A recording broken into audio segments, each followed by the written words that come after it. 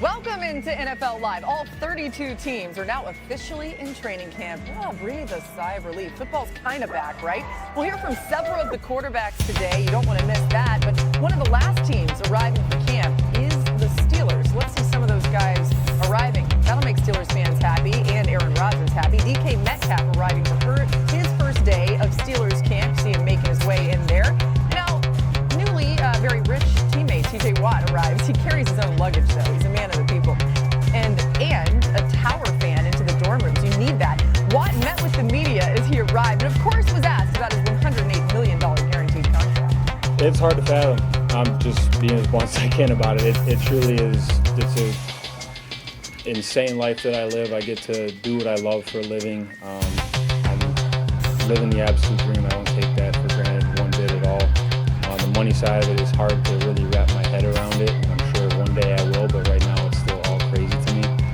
But more than anything, I wanted to play football. I want to play football. I want to continue to give everything that I possibly can to the city, to this organization. He knew those dorm rooms well. He knew he needed the fan, right? We welcome in our Steelers reporter, Brooke Pryor from Steelers camp. Brooke, what's going on at St. Vincent College today? Well, just behind me, the team is getting ready to take the field for their conditioning test. It's the thing they do on the eve of training camp every year. And then tomorrow, they'll be out here with fans for their first official day of training camp practice, which, remember, it is now in the afternoon because Mike Tomlin said those morning practices, it simply was not hot enough. And while we didn't see Aaron Rodgers move in today, I'm told that he is here. He's been in meetings all day.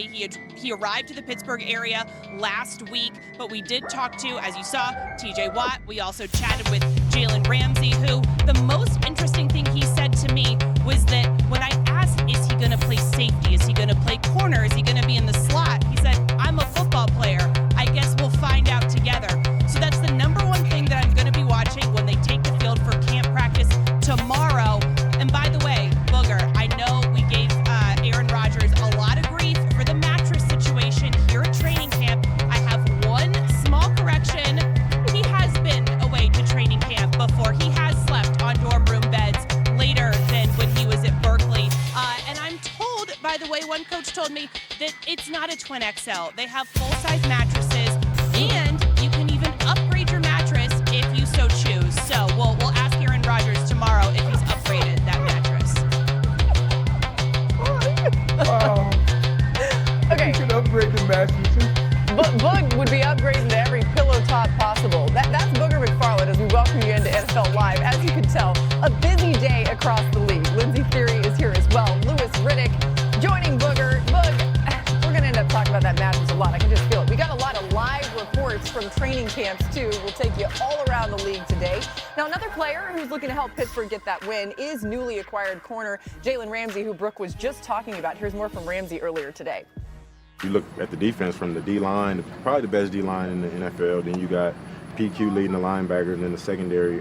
Me and Slay have had a relationship for a while. Me and Joey, we got some kind of family ties going on. My bad. And then, yeah, add me in there. Obviously, me and Deshaun have played with each other before on the same team. So just a lot of excitement around the defense, but not just the defense, the offense too. Obviously, A-Rod's here now. DK, who I've had a lot of battles with. That's been fun.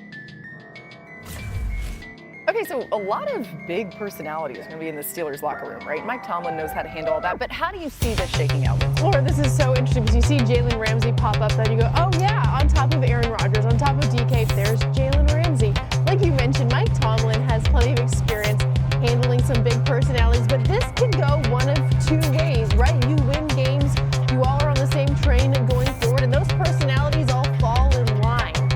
If things start to go sideways, those personalities can get a little out of control, right? You go back to DK Metcalf, back when he was in Seattle, I was covering him, and things with his quarterback weren't always on the same page, and sometimes that became kind of a hot temper situation, and the two, had to cool down for a few minutes. With Jalen Ramsey, right? Like, I think we all well know that Jalen likes to do things the way he wants them done, and he is a football player. He'll play anywhere that the coaches ask him to do anything that's asked of him, but he has strong opinions on some of that too. So if you are winning, that's all good and dandy, but Mike Tomlin might have his work cut out for him with his personalities alone. Yeah, Lindsay, he may have his work cut out but there's no other coach that I would rather have in that position than Mike Tomlin. And when you're dealing with professional football players, as you heard Brooke talk about, you can get whatever type of mattress you want, king size, pillow top, you can blow it, whatever you need. This organization, and just like any organization in professional football, they cater to the athletes. So what do they want you to do? Show up and do your job. And no coach gets athletes or gets professional football players to do that more than Mike Tomlin. So yeah, it's a ton of personalities, a lot of egos. Name me a good football team that doesn't have that. But there's no coach, I think, that can get those personalities and get those egos to come and realize we're all about the team. We're about the Pittsburgh Steelers. We have one common goal. We're going to be physical. Mike Tomlin even moved their practices from the morning to the afternoon. Why? I want to practice in the hottest part of the day. So they are going to a coach who, I don't care about your personality. I don't care about your ego. You came here to work, Lewis, and I think Mike Tomlin is going to lay that foundation down. And when he does, I think these personalities will fall in line. Yeah, look, there's certain organizations, right, that kind of carry a certain kind of cachet that I think even the players that are habitual line pushers, I don't want to say line steppers, will probably dial it back simply out of respect for the organization itself. And Pittsburgh is just one of those places. And on top of it, look, I mean, obviously we all love Mike Tomlin. We all love what he has done. We all love the kind of respect that he has earned, not just from us, but from other coaches and from players. Everybody loves Mike, and everybody respects him for what he has done throughout his career. But I think even most importantly, and you see there on your screen, look, what this really, I think this season is going to come down to the Pittsburgh Steelers overall. Look, a lot of the focus is going to be on those two guys right there you see on the screen, number 8, Aaron Rodgers, and that guy to your right there, Arthur Smith, the offensive coordinator. I really think like that is really where this whole thing really hinges. Because I think on the defensive side, look, with guys like T.J. Watt and Cam Hayward, they're going to be fine on that side of the ball. No one's going to mess with Cam Hayward. No one's going to mess with TJ. No one's going to come in there and try and go, hey, look, I know you guys have done it like this for a decade plus, but we have a better way. No one's doing that. No one's doing that. But on the offensive side, that's where it is. That relationship, how does it grow? How does it work in the toughest of times? Because there are going to be ups and downs. And how do they keep the trains on the track and get it and continue it to get it improving? Because if it improves, they can improve upon that 10-win season from a year ago. The one thing is the schedule. It's difficult. The Steelers have the third hardest schedule in the AFC, difficult division, according to ESPN Analytics. Jury's still out on where they rank in hardest camp mattresses, but see if anybody wants to comment there. All right, let's go to the Bengals camp. There's all 32 teams in camp. Trey Hendrickson continues his holdout, and ever since Zach Taylor took over as head coach in 2019, the Bengals have been slow starters out of the gate, right? In that span, they've gone 1-11 in the first 2 weeks of the season. That's the worst record in the NFL during that span. The games have been tight, though, with 9 of the losses decided by 6 points or fewer. In all other weeks of the season, the Bengals have a winning record. Taylor and Joe Burrow talked about the plan for the lead-up to the season today. The only thing last year with him was there were days where we limited him, where he did not throw. Right now, there's none of that. So he'll participate every single day like he normally would, fully healthy, and then anticipate playing him more in games than we ever have. You know, those are valuable reps that we haven't had in the past for good reason. But I think we're making the right decision this year, and I think that's going to benefit us in the long run. Oh, so it's a team that is clearly notorious for slow starts. We don't love that. Bengals fans are all too familiar with it. But do you like the idea of the Bengals playing Joe Burrow more in the preseason this year? Yeah, because here's the thing, Laura. We can say sit him on the sideline and bubble wrap him, but the only way football players get better is playing football. Now, you got to be smart. He's not going to be any live scrimmages. He's not going to be getting put in any disadvantageous situations. But I think if you're Zach Taylor and you're trying to figure out a way, how can I get my team to start faster? You got to get your team up to speed.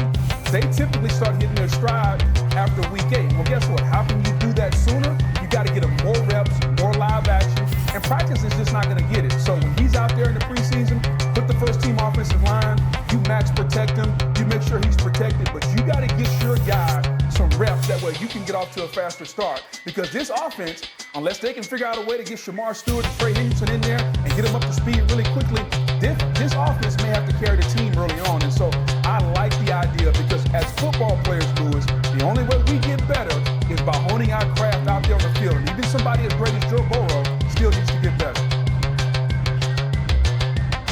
Yeah, I don't think there's any maybe about it as far as them having to carry the load. I think everybody knows in Cincinnati and around the world who follow the Cincinnati Bengals, this season hinges on Joe, Jamar, and T. Those three guys, given what they got paid, have to give the Bengals their return on investment. Simply because of what they got paid, number one, and number two, because of everything else that you have to sacrifice because of it when you're that top heavy from a salary cap payment structure. Okay, that's why Trey Henderson is fighting like a dog trying to get paid, because they're probably telling him, look, we don't have a whole lot to go around. That's why there isn't any other real high-priced marquee free agent on the defensive side of the ball. That's why they can't. And look, that's just the way it is. That's the way they have decided to make their bed. So they're going to have to deal with it now. Now, I'll tell you what. This offensive line is still a work in progress. It's always been a work in progress. Every single year Joe's been there. They can play him in the preseason if they want. This isn't a controlled scrimmage, though. So you better make sure Joe doesn't get touched. I don't need to see if Joe can take a hit. I don't need to see if he can navigate the pocket with people around his feet. I don't need to see any of that BS. They better make sure he gets to the regular season, though, as much as they're trying to get on the same page quickly and up to speed. Lewis hit on it. Joe, Jamar, and T. Those guys have been playing a lot of football together. I understand they need to start faster, but the question is, why haven't they already when they've had so much chemistry, so much time? Those guys all have been paid now. So I don't think for the Bengals that starting Joe Burrow in any preseason games is like the best idea, which is really contradictory to what I would have said in 2018 when Sean McVay was crazy and sat all the starters and this was a big controversy. But now fast forward, like Joe Burrow doesn't need to be the guy who's out there in a preseason game. And when you look at what the Bengals are doing during the preseason, I'm wondering why aren't they doing more joint practices where it is kind of a more controlled, competitive situation. And Boog, I know you can't wrap him in bubble wrap, but if it's Joe Burrow, I would certainly try to get to the regular season without the risk of injury. He has been injury prone, though, too. And even at times over the last few years, this time of year, right, he's been at a little bit of a disadvantage. I think that could be a reason for some of the slow starts as well. He hasn't been fully healthy. The Bengals, by the way, their first two games were against the Browns and Jaguars, who combined for 7 wins last season. So you can't